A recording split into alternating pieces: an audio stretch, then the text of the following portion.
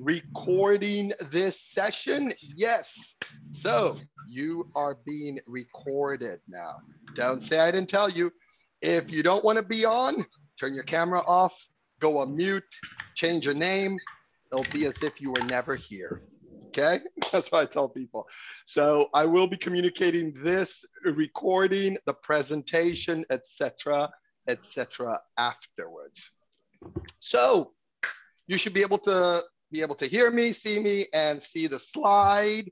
This is the Agile Austin Leaders Special Interest Group. My name is Max Akesi. I'll introduce myself a bit more afterwards too. May 7th, happy Friday, folks.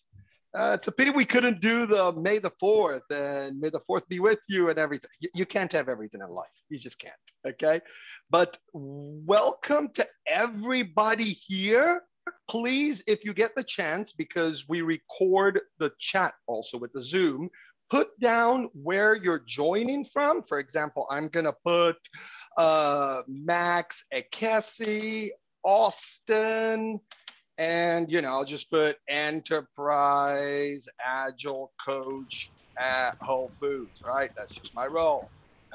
Feel free to put whatever you want, where you're joining from, all the various things. Yes. And if you have anything interesting, hey, we've got some opportunities at my company, or we're searching for this, or I'm trying to look for this, or a link to your LinkedIn, whatever, okay? Express yourself. So folks, yes, I see we've got people from North Carolina, Denver, Chicagoland. Yeah, our speakers, that's probably who it was.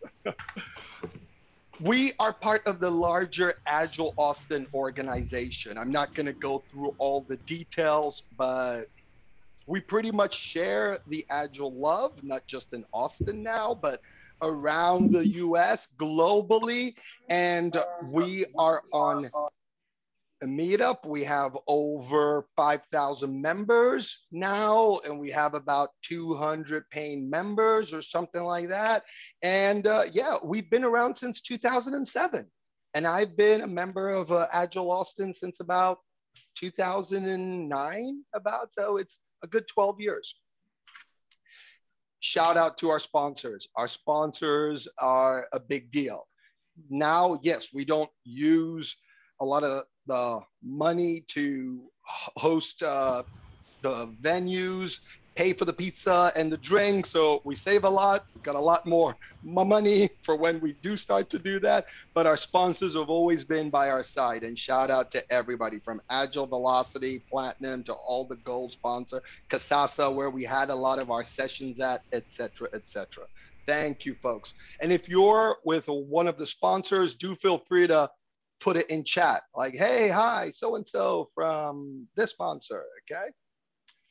And most of you have probably done this already. I join a lot of the other Agile Austin meetups because they're just very fun. I always learn something new, whether it be the coaching SIG, the DevOps one, and the Scrum Master one, etc., etc. Scaled Agile. I would say the easiest thing is just to sign up on Meetup with Agile Austin, and you just get all of the alerts of all our sessions that are posted every month.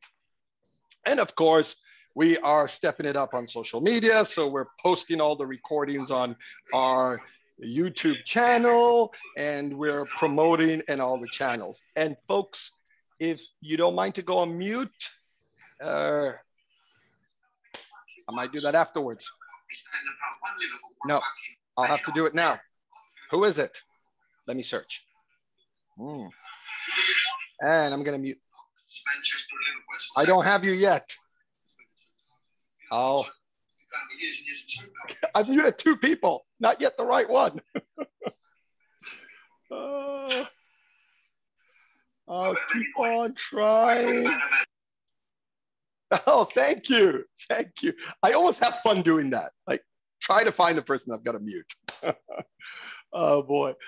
So what is the purpose of the Leader SIG? We meet every month and we talk about what it is that you can do to lead agile transformation and adoption within your team, your organization, your company. And we always have a guest speaker. We always have a particular topic.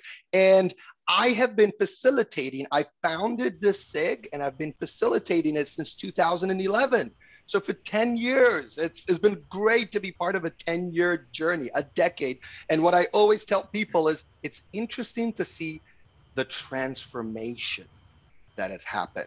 When we started, we were talking about you got to get people trained on Scrum. You got to get people to understand what Agile is. And I always say it, story point estimation. Like we had a few sessions on that. Fast forward to now, today we're talking about culture.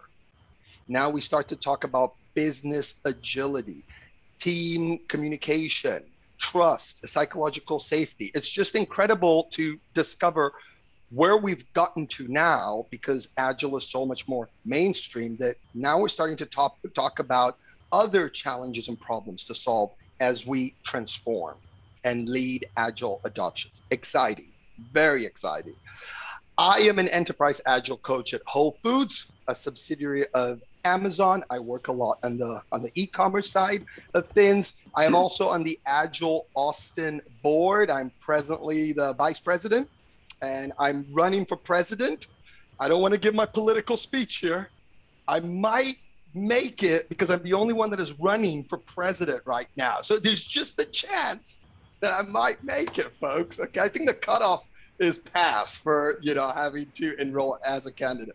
As I said, I've been part of Agile Austin for 12 years. So excited to be a part of it and be able to have this role. Ping me offline, any questions and everything. There's my contact info. I'll put it also in the chat afterwards.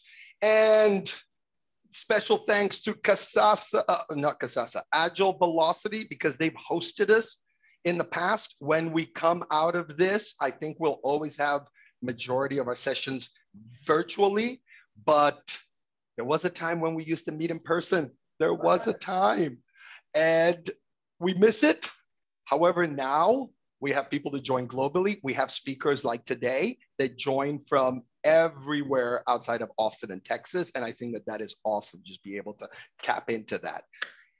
I'll give Dave and Paul the opportunity to introduce themselves. Thank you for being back and talking about culture shift. I think that that is such an essential thing for everybody to hear. We always learn something new about how to shift the culture.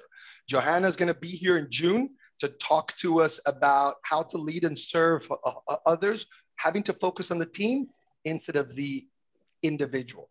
If you think about it, we always compensate more on the individual, and yet we want people to work as teams. So that's going to be very interesting to see what she has to say about that in June. Happy July 4th. We're not going to meet in July. We'll be back in August. Okay. I've got some tentative topics, but for now, just stay tuned.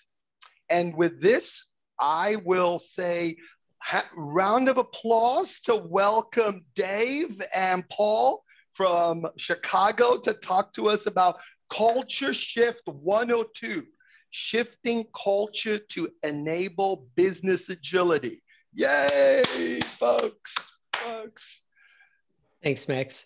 Hey, could you enable screen share, please? If I stop sharing, you should be set. Try it out now. And it's kind of hard to hear everybody clapping and applauding you when they're on mute. I'm going on mute. Bye. Thanks, Max. So we're here today, as Max mentioned, to talk about culture and its effect on agile transformations and business agility. So there's a lot of great stuff here and a lot of things that are really important to this special interest group, because when we look at any kind of agile transformation and what we're trying to do and the impact that we're trying to make, culture always wins. Doesn't matter if you have the greatest processes, you're the greatest coach. If the culture isn't in alignment with those practices and what you're trying to do, it's not going to work. So when we're leading an agile transformation, we have to consider culture. It's the human operating system upon which everything else runs. So to get the most out of the Agile transformation that you're trying to do and really achieve those business outcomes, because it's really not about Agile. Agile isn't the goal. The outcomes that you're trying to achieve from it are the goal. In order to achieve those, you need a compatible culture. So today we're going to look at the ABC culture shift method. It's a method that we've created to kind of guide you through how to shift this culture and define one that's more aligned to Agile and Agile ways of working. Throughout today, we're going to be utilizing chat. So feel free to throw any questions, comments, feedback, thoughts in the chat, and we'll be monitoring that as we go through. So why don't we dive in? I'll start by welcoming my partner in crime here, Paul Pazderski, also known as Coach Paul. Coach Paul is an enterprise Agile coach, mentor, trainer, author, organizational change leader. He has a PhD in organizational development, and his dissertation topic was on Agile transformations. So he knows what he's talking about. Paul? Thank you so much, Dave. I'm humbled. And my partner, Dave Saboe, is a fellow enterprise Agile coach like myself. He's an author, podcaster, and frequent presenter at Agile conferences and meetups, who truly believes that in order to get value from an Agile journey, you need to create the culture and psychological safety for teams to succeed. So, what are we going to be talking about? Let's move to the next slide. Thank you. This is our ABC culture shift method and model and cycle. It focuses on 6 steps. And the reason we call it ABC is because cleverly, we've broke it down into 6 steps that follow the alphabet: A, B, C, D, E, and F. A is for determining as is, B, defining to be, C, charting a course from A to B, D, decomposing into steps, E, enacting MVS. MVS, coincidentally, is minimal viable step, and F, feedback, getting the feedback, closing the loop, and repeating. So this is the model we're going to follow for the rest of the class. Couple of caveats. Please note that this is the second iteration of our presentation. The last one was on culture overall and what is culture. What does it mean in terms of the bigger picture?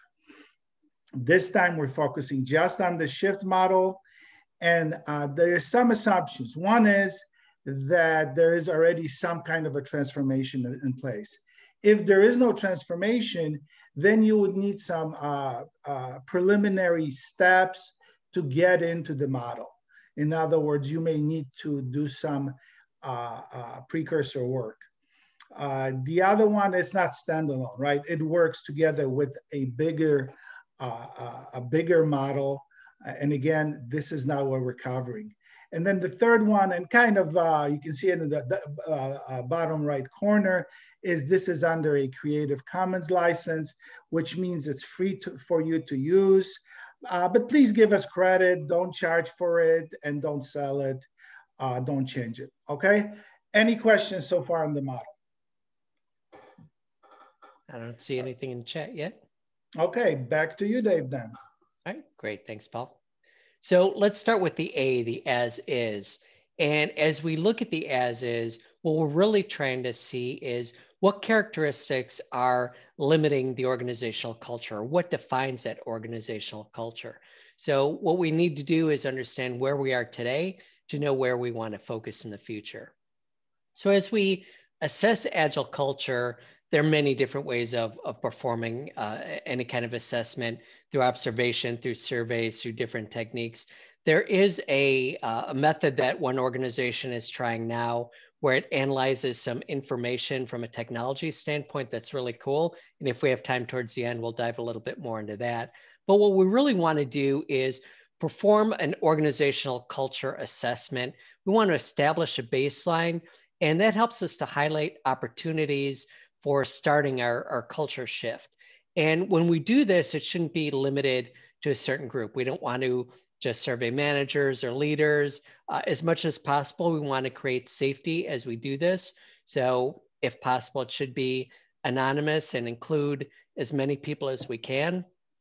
And if we do it in person, if it's not like an online survey, you want to make sure that you're doing it in smaller groups and separate the kind of people leaders from the individual contributors. So people have the freedom to speak and have a neutral facilitator.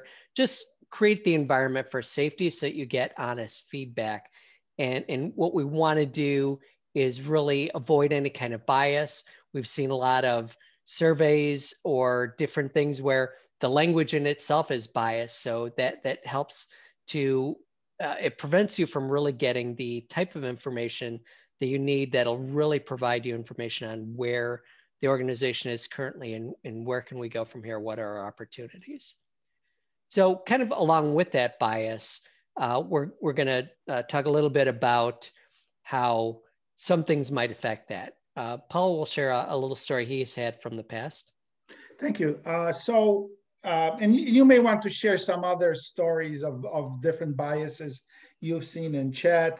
But one of the most blatant biases I've seen in my work, I was in an organization, and as you know, many organizations do performance reviews. It's a common occurrence. But because of weak psychological safety at this organization, although the scoring was from 1 to 5, in other words, every goal, every activity was supposed to be assessed 1 to 5, the unwritten rule and expectation was that if you gave something high, like a 4 and 5, that person really should be promoted. Why are you giving such a high score? Why didn't you promote the person? And if you were giving a low score, like such as 1 or 2, the expectation was that that person should have been demoted or maybe even fired. Why are you giving such a low score? And so everybody after a while learned, without any instruction, that you pretty much gave a score between 2.5 and 3.5. This is called a central tendency bias. If you don't take care, people will kind of come to the middle on their own.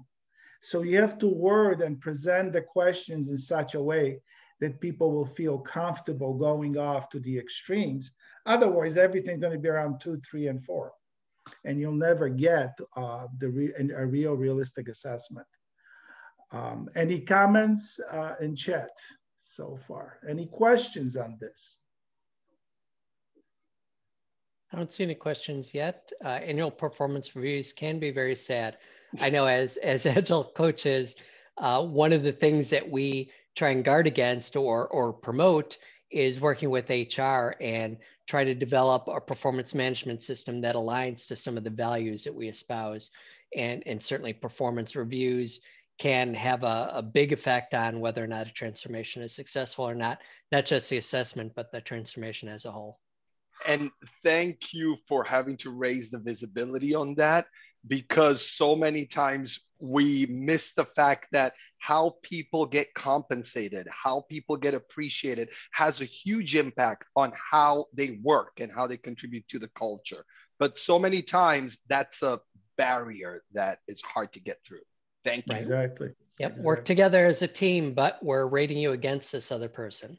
It's not a good environment. Right. Conflict of interest. Okay. So we talked about determining the as is. Now we're going to talk about B, the second step, defining the to be. This is the future state, the desired destination, the vision. And the framing question for this is, what culture do you want in the future? And typically, we go after a vision, elevator pitch, guiding star statement, something like that. What we're recommending is that you really start with the existing business objectives that the organization is trying to achieve as input. Once you have those, then you can go through a number of exercises to define the outcome or the output, which would be the culture shift outcomes. And the key here is aligning those with the business objectives. This alignment is critical. If they're not aligned, you're going to have problems all the way. But the alignment isn't easy. It's not superficial. It takes many iterations, and it has to go into many levels, and it's tricky. There is a network of underlying dependencies among the objectives and the outcomes and the current culture and the future culture. And all those elements are in the mix, and it takes time, and it takes a lot of patience to get, for example, if you want to get to psychological safety, for example, for innovation, you need to focus on what that means. How do we get people safe with innovation? And we'll talk about some of these things. But again, the focus is on the outcomes because they are strategic. And if you can align them with the business objectives, you're going to get the support from management. And when you have support from management, everything is so much easier. So let's take a look at very quickly. This is an example of a real world example of a vision at a client I worked with. Again, don't read it. Let's just skip to the chase. There are keywords in here. And you look at the keywords on top, you have those business objectives that the leadership organization wants. On the bottom, you got the keywords that say what culture elements, what culture shift we want. And you can see innovation principles, mindset, discipline, empowered workforce, agility and innovation, right? Those are the keywords, and there are probably much more in there. But kind of ask yourself, how long do you think that overall vision took to develop? Any comments, any ideas how long it took to develop? Put it in chat or just shout it out. 3 weeks. Much more. I think you take this off the dust jacket of any business book. You can do it in 5 minutes. Yes. Now, again, the question is, get it to this point, not just to create anything, but to get it to this point. And it's a trick question because the real issue is to get it aligned, where everything is aligned and flowing. To get to the alignment, this organization, to get to this vision, took 4 years because it kept going every quarter to an iteration and iteration and iteration. It built and evolved. So this alignment is non-trivial, yet it's at the core of defining the future state. Yeah, I know, only 4 years. Yeah, I get it. Dave, are we ready for the next one? Yep, absolutely. So as we look at that as is and to be, now we understand where we started, where we want to be, and what those gaps are. So now it's time to chart your course. So what we really want to do is understand, okay, we have A, we have B, how do we get between the two? And part of that is really building a roadmap. So just like you would in your normal backlogs and in product delivery, we would start to think about, okay, how do we get from A to B? What do we need to do to get there? And what are some options and experiments? Not everything is going to be cut and dry. But again, we want to start with those outcomes. So Paul mentioned earlier with the 2B, starting with those business objectives and then creating the culture shift objectives and making sure there's alignment there and understanding, hey, if you want faster delivery, here's the cultural aspects that need to be in place to support that. So if we see a gap there, we want to determine, well, what are those target outcomes and what will enable some of those outcomes? So what can we do? What kind of context can we set to really enable the ability to achieve those culture shifts, which will enable the business outcomes? And then what obstacles might stand in our way? So if we have maybe high command and control, or some of the leaders are very controlling and micromanaging, that might be an obstacle that might stand in our way. So how do we address those? So what we really want to do is understand what are those enablers that'll promote the desired behaviors, because culture is really a set of behaviors that'll lead to the desired outcomes. And then what are the obstacles that stand in our way, and identify interventions to address those potential barriers, and even, reinforce the strengths that we have today and those proper cultural elements as we continue through this. So we want to make sure that we're moving forward in alignment and understand what are those things that'll enable us and what things might stand in our way. And you'll probably discover more as you go through. So here's an example of a culture shift roadmap. And we have two aspects from that vision that Paul shared earlier. They wanted innovation as a business objective and employee engagement for empowerment we saw there. And I'll kind of narrow down the focus to something we could do on our roadmap like a hackathon. And if we think about what one of those enablers might be like a hackathon, these are actions that, if done properly, can influence many aspects of the culture and influence those organizational outcomes. Of course, they often require leadership buy-in depending on what they are. But in the example of a hackathon, they can really have a positive effect on psychological safety. If we're trying to do increase our innovation, I need to be safe to fail in order to do that. I need to have psychological safety. So having something like a hackathon with leadership support, where we're free to experiment, free to try things, and have positivity with setting the context and leadership buy-in and leadership motivation, helping them along, really goes a long way for psychological safety. And it could also increase engagement because, wow, now I can practice all this stuff that I've learned. I can show the mastery that I've attained. I have a sense of purpose behind myself. So it could do a lot of things and really increase the continuous improvement mindset, maybe even some of that innovation that they wanted in the first place, but customer satisfaction and other outcomes. So that's just an example of something you might find on the roadmap.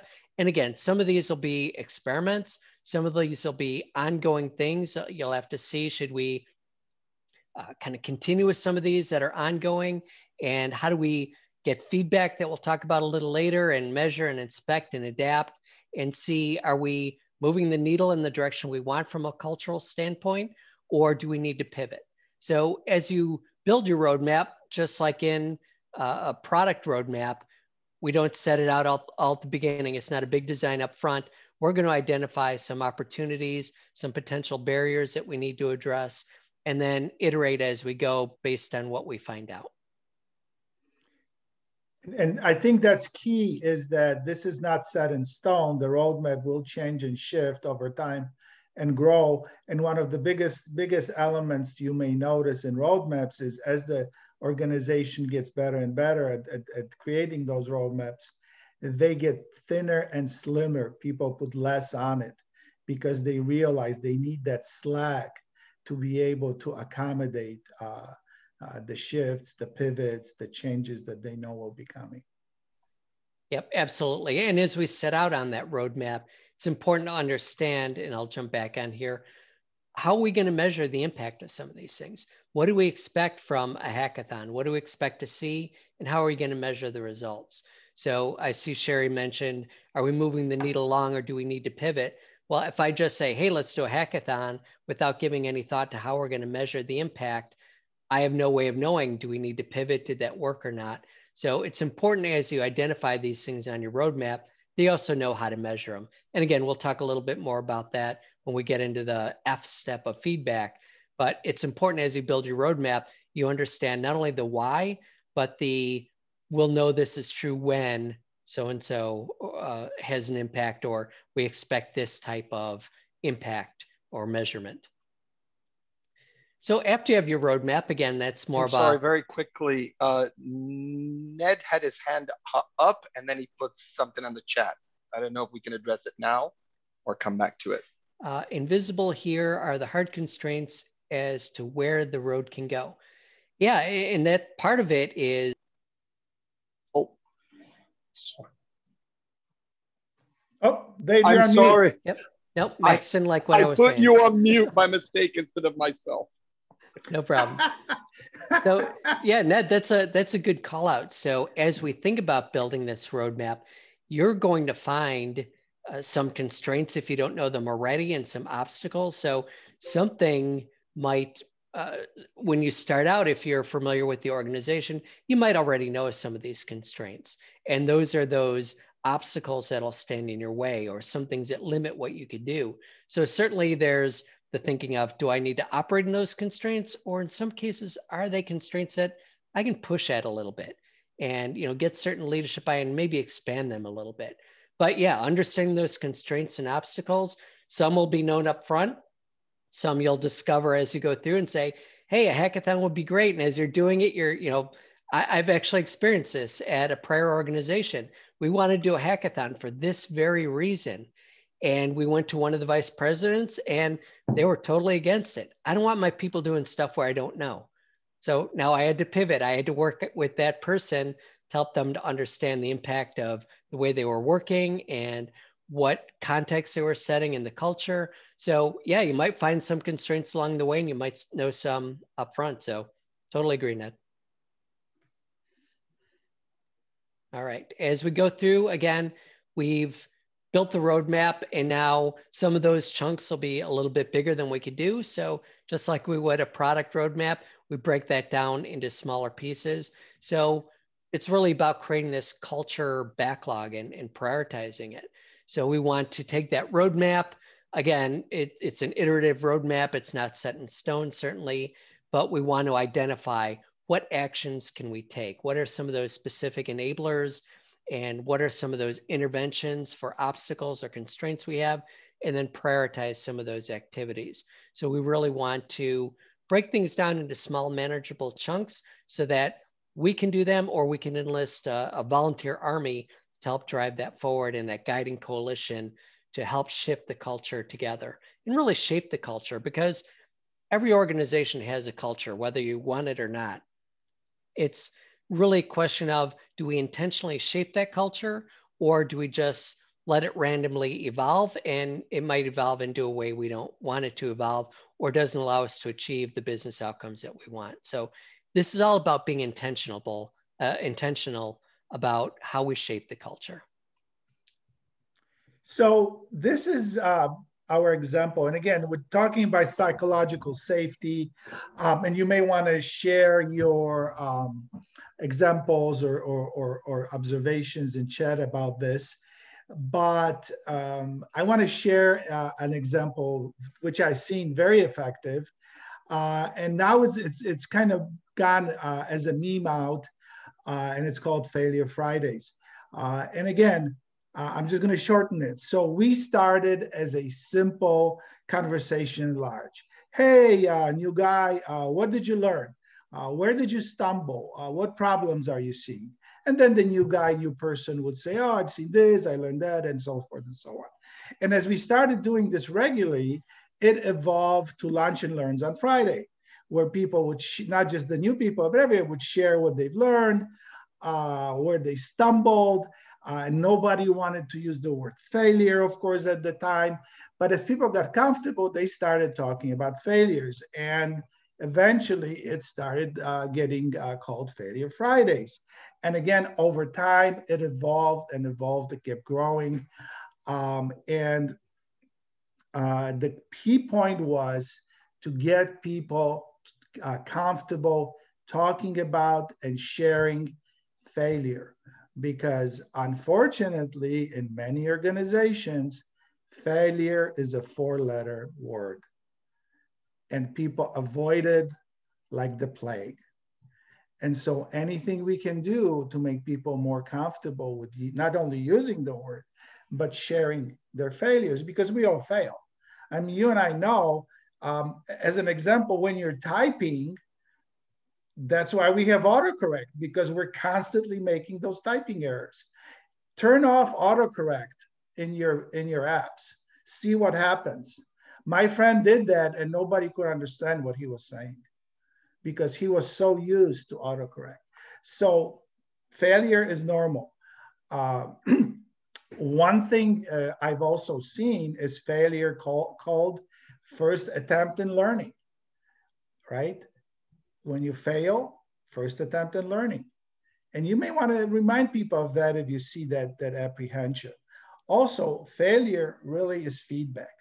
And again, it's your opportunity to learn. So all of these things are just ways to get that psychological safety. And connect, as it's said, and as Mac is saying in chat, connect between learning and failures. Yeah, and if I may just add very quickly, it's not always an easy thing, but to connect the failures to the stuff you learn from the failures, to how that adds value or a benefit to a customer or end user. Because I think that that last piece starts to highlight to the decision makers and a lot of other people why this is important. Because sometimes when I convey to people, hey, you know, if people fail fast, they'll learn. I'm like, yeah, great, they'll learn. How is that getting a product to my customer faster? And it's not always easy to make the connection, but wherever we can make the connection, that's very powerful to show the value, because a lot has to do with the customer, a lot of what we do. Yep.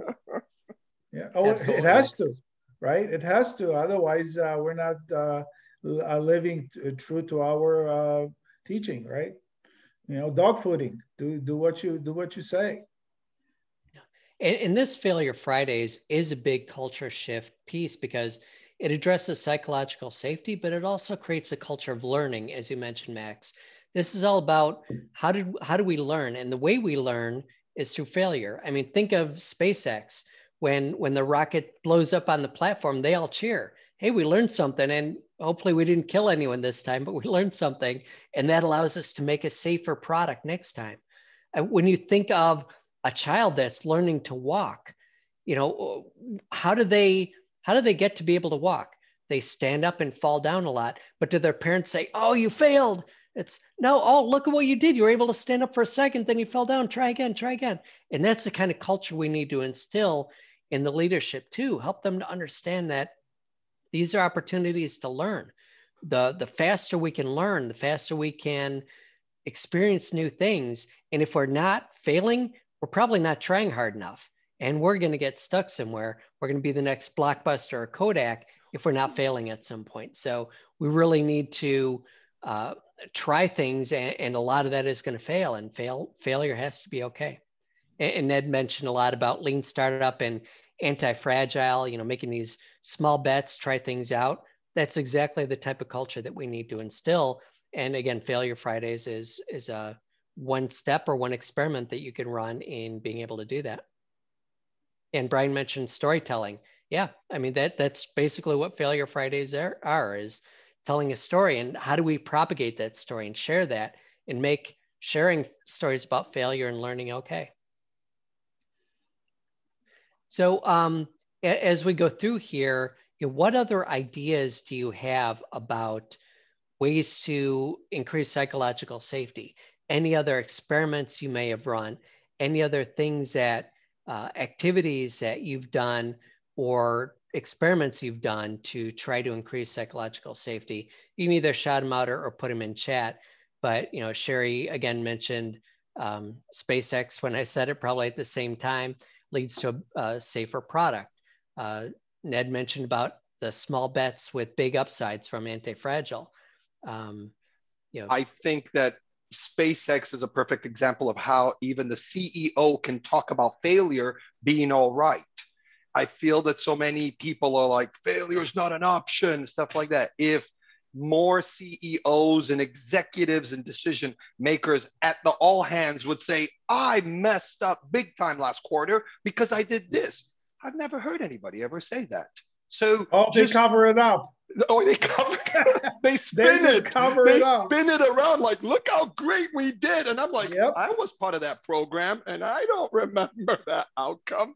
So if people could just show that failure is okay by sharing the stuff they learned and saying next time we're going to kick ass because we learned this and we learned that, that would start to help instead of just telling people, hey, do Failure Fridays, fail, but I'm not going to share any failures.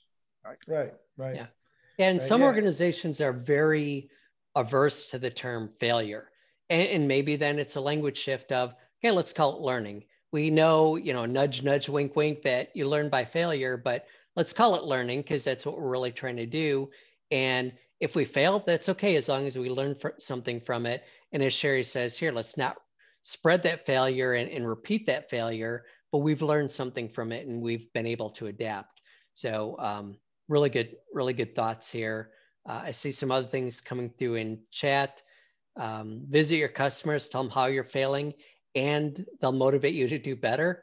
I like that. And sometimes that type of transparency is really good. And maybe they can point out and you can share what you've learned. Appreciative inquiry. Yep, absolutely. Another one is when failure is fail is a four-letter word. You can use stumble or false start. Yeah, we just had a false start. We'll get it right the next time. There's all sorts of ways getting around the word, but getting the message across that we all do it. We all fail. It is normal part of being human. And in fact, it's a normal part of the universe. That's how things evolve. If there was no failure, there'd be no evolution. Absolutely. So there's some great ideas that we've talked about here. And then once you have these ideas, you need to be able to prioritize them. So when we're looking at prioritization, one thing that I love talking about is this concept of Dude's Law, which was created by David Hussman. It's called Dude's Law because David Hussman, he passed away a few years ago, but he looked exactly like the character in the movie The Big Lebowski, and the character's name was the Dude. Hilarious movie. But he said value is why over how. So if we want to find things that are valuable, we find things with a big why, a big impact. Could it impact multiple people or really move that needle that we need to, or decrease the how? So, a fraction, we want to either increase the top number or decrease the bottom number. So is it something that is very simple to do and that's more valuable? So as we look at things, kind of look at, well, what's the why behind this? What do we expect out of it? And what's the effort needed for this? So we want to find things with big why and small how, and really looking at it and saying, I think this thing will have a big effect, but it's also a lot of effort. Is there an easier way to do it? Can we reduce that how? Is there a simpler piece or a little slice that we can potentially do and will help increase that value because it's less effort or less complexity, but it still has that big why? So we want to try and look at our backlog and arrange it in a way where we're getting the most value out of what we're doing, just like we would anything, and try to increase the why or decrease the how.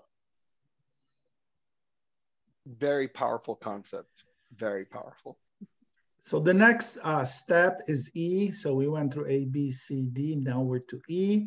And it stands for enact, MVS. MVS being minimum viable step. The framing question, what experiment can we run first or next to prove or improve the culture? Yep. And remember, go ahead. I was just going to say, and what you just said ties back to that why over the how. Yes. This is what's that small how that we could do that'll still have an impact? Right, the smallest how with the biggest why. That's the key here. And that's why, minimal, small, viable, or valuable is another way of looking at it. And remember, the key here is we're talking about experiments. So things that we're trying out doesn't mean has to be perfect. Again, because of failure, perfection is not expected. So here's some examples of MVS that you can try: lean coffee, open space, learning about difficult conversations. I already talked about Failure Fridays. But for this example, and again, all of these support psychological safety.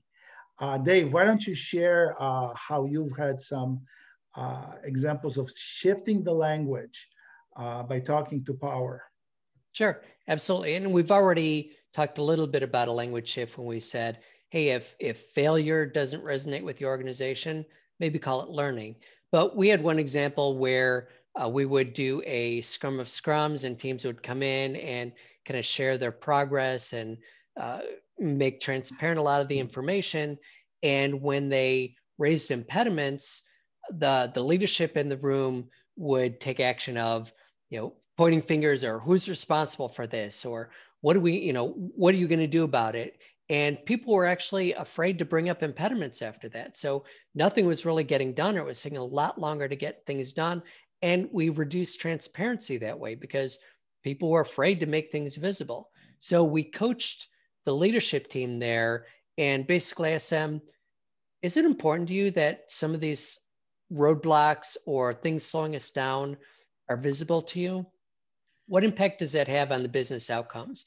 And they finally started to click that by not having these impediments transparent, it was slowing down progress, so we couldn't achieve our business outcomes. So we worked with them and taught them that whenever you hear someone raise an impediment, all you have to say is thank you. And that was a big culture shift and language shift for them, because instead of what are we doing about that, or the perceived attack, it was thank you. My God, now we could do something about this. Let's take action. And it really helped to draw out other people. So when we had our next session and someone brought up an impediment, one of the highly respected leaders there stood up and said, thank you. I appreciate the transparency. This is exactly the type of thing we need to talk about so we can do something about it. Let me work with you after this and we'll see how we can help you. Then from there, all of a sudden, everyone was like, oh, we're not getting beat up for this anymore. Well, yeah, I have an impediment too. Can you help me? And then things started to move much faster, but it was that language shift in the way we respond that was really powerful in just working with them, understanding what the impact of one way of addressing it is versus another way. I mean, use that appreciation, because without that, we're not going to get anything done. So it's better to have things visible and thank people for raising it, just like we do for feedback. Would you rather not hear feedback that is constructive, or would you rather have that constructive feedback? Now we could do something about it. So we really want to shift that language in a way that creates whatever you're trying to do, safety or whatever type of movement you're trying to make in the organization. A simple thank you, huh? Yep.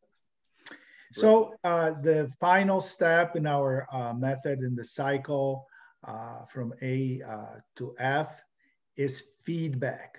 And we talk a little bit about that, but getting that feedback is critical. And then what do you do with the feedback? Well, you got to act on it. If you don't act on the feedback, you are not being serious about anything. So how do we act on the feedback is the framing question of this step. And again, it's about closing the loop with action. Here's some just examples: metrics, reviews, surveys, reassessments, retrospectives. But again, close the loop with action. ACT comes out in PDCA, plan, do, check, act, right? It comes everywhere. So you don't close the loop unless you act. How do you act? Well, there are three major categories. CPA, to remember, continue with what you were experimenting with, or continue supporting it. Pivot, in other words, change, do something different. Or abort, stop the experiment. It's not working. We got to rethink our approach, change our roadmap, whatever it means. Go back to the start, reassess. And so those are the three main categories. But again, once something sticks and you want to continue it, you got to reinforce it. Because if you don't reinforce positive progress, it's going to fall away and you're going to lose it. So here are some examples of how you can actually get some measurements, some metrics. We talked about that before. Again, it's all about supporting psychological safety, increasing it. And our example, Failure Fridays, you can collect number of participants, number of presenters, number of comments, number of leaders, observe the climate in the room via Nico Nico, anything you want, right? Those are your in-meeting leading indicators that will tell you how things are going. The lagging indicators or trailing indicators would be, survey scores, retention numbers, employee satisfaction, empowering one-on-ones, personal development goals and achievement, and so forth. But let's focus on one. Number of spinoffs. Well, what are spin-offs? Well, spin-offs are outgrowths or similar sessions that have grown out of Failure Fridays. Examples, failures in demos. Most people, when they do demos or sprint reviews, they talk about all the great stuff they did, all the successes, and they promote the team themselves, the product. That's great. Don't stop that. Keep doing that. But also start adding some failures. And again, if failure is a bad word, use one of the other words, such as, hey, here's what we learned in this sprint. Another one would be learnings and failures in monthly or quarterly events. White hat hacking would be a further outgrowth. Bug seeding would be another outgrowth. That's intentionally putting in bugs in the code, in the product, to see if our testing is robust enough to catch it, right? So these are all outgrowths, but you can only get to them if there's enough psychological safety, because if there is no safety, people are not going to want to see the bug. You see the bug, doesn't get caught, an executive finds out you're out of the job, or at least you're fearing you're going to lose your job, right? Whether it's true or not. So, everything comes back to psychological safety. If failure is going to be accepted, people must feel safe to fail. Hey, Paul, there were a few questions on Nico, and I'm glad that came up. Why don't we talk about what that is a little bit? I love Nico. This comes again from Japanese, like so many things come from Japanese. And this is something that they did a little differently than we do. What we do for Nico, it's just to kind of see how people feel in the moment. And one way is to kind of have two sticky notes, red and green. If you're happy, put a green. If you're not happy, put a red into the hat. And then you see how many greens, how many reds are in the hats. And you kind of have a judgment of how the room feels. In Japan, Nico is very serious. They actually promote positive thinking. And so Nico, unfortunately, has kind of lost its edge. It's no longer judging how people feel, it's judging, are people ready? And to be ready, you have to have a positive mindset. I forget the three things: positive mindset, energized body, and positive heart, energized body, and alert mind. I think those are the three for Nico. And they do specific exercises in the morning before they start work as a team to raise those three things. And they call that Nico. And again, this is one of those practices that has evolved over time and is still evolving. So I don't know if they still do it. I know they used to do it last century. Thank you. I know some teams do Nico at their stand-ups. They have someone do a smiley face, frowny face, whatever, and you track that over time. So you could say, hey, every Wednesday, it seems everyone is down. Why do you think that is? And you're able to discover other things going on, or certainly everyone's happy on a Friday a lot of times, but you're able to kind of gauge what's going on. And sometimes that'll point you to cultural elements going on that you can address. So many ways you can use something like Nico. Right. So that's the cycle. Are we ready to close, Dave? Yep. So as we talked about before, first you have to kind of figure out where you are. So that as is. And just really quickly, we talked about some assessments you can use and some other approaches that you can use. There's one organization that just recently is trying an approach where they're scanning calendar invites and email to understand what that culture is like. So they're trying to determine, are people working late into the night? So from a sustainability standpoint, where are these directives coming from? Is it mostly from leadership and not as much from the bottom up and things like that? So they're kind of doing a cultural behavior assessment, and it's a really cool approach where it's all behind the scenes and it's not survey based. We have a define the to be. So, okay, we know where we are, where do we want to be, and how does it support our business outcomes? So we're going through this. And then once we know the difference between A and B, we start charting our course with that roadmap, start breaking it down into steps that we can prioritize and manage. And then what's that thin slice, that small how, which still has a good why that we should start with first, and gives us an opportunity to get that feedback so we know, do we move forward with this? Do we continue or persevere? Do we pivot? Do we shift? Do we change or anything? So it really helps us to do that. But again, starting out with understanding how you're going to measure some of these steps or the MVS, because it's really all an experiment. So when you do a hypothesis, how are we going to measure this? What do we expect from it? And does it give us this expectation? But again, even though it's a cycle shown here, it's really not a linear cycle, right? Things that we learn as we break down that culture shift backlog could inform something else. We might discover something else in our as is that we didn't realize before. The feedback that we get from the minimum viable step could inform how we chart our course. So it's really not a linear cycle. Think of it more like a spider web of interconnectivity as we go through. So there was a question before you go on. There was a question about step B, defining the 2B, determining the 2B division. And it seemed it's treacherous. Everything with culture could be treacherous. That's true. Because if you have too short of a time horizon, why bother? And if it's too long, it's Pollyanna. And so my recommendation in those situations is that you look at the time horizon that is natural for the organization. What do other roadmaps and visions have? Are they a month horizon? Mostly are longer than 1 month. Are they a year horizon? That's typical. Quarterly, that's another one.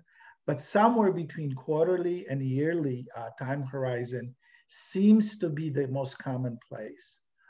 I hope that answers the question. I hate to give a specific number because that depends on the organization, the situation, and so many other variables. Yeah, and certainly in step B, when you create that culture vision or that vision for the organization, it might be more aspirational, much more forward-looking. So it might be more future-based, but then you also want to see, okay, what's feasible in the shorter term as we start to build out some of these things. So it depends on how your organization works, but certainly it could be a little shorter or a little longer aspirational. We got to be ending. They're telling us we got to. No, but this is your last slide, right? Yeah. Yep. This is how you can reach us. Yep. So cultureforagility.com. We have copies of this presentation and others out there, as well as some other resources. You can check it out. And again, we're just scratching the surface. Culture is a big topic that's heavily involved. So we're only able to kind of scratch the surface of this. We have other things that go much deeper and more information on our website. And as we scratch, we break nails all the time. All the time. Oh, but that's how we learn. That's how we learn. Exactly. By breaking nails, right? Exactly. I hope that everybody like me learned something new today. I mean, Nico, MDS, etc. Okay, the Dude's Law. And special thanks, not just to Dave and Paul from Chicago, but special thanks for people that joined from all over Texas, Houston, Dallas, Virginia, Denver, North Carolina, San Francisco, Bay Area, New York. Thank you very much. I'll be sending the communication out to everybody with the PowerPoint deck and the recording. Round of applause to Dave and Paul. Thank you. It was awesome. We start on time, we end on time. So stay agile, folks. Thank you. Bye. Thanks, everyone. Bye-bye. I'll stick around till everybody drops off. But Dave, Paul, we'll catch up offline or something. Okay. We'll catch up offline. Yeah, we'd love to debrief. Yeah, absolutely. And I hope everybody has a good Friday and a weekend too.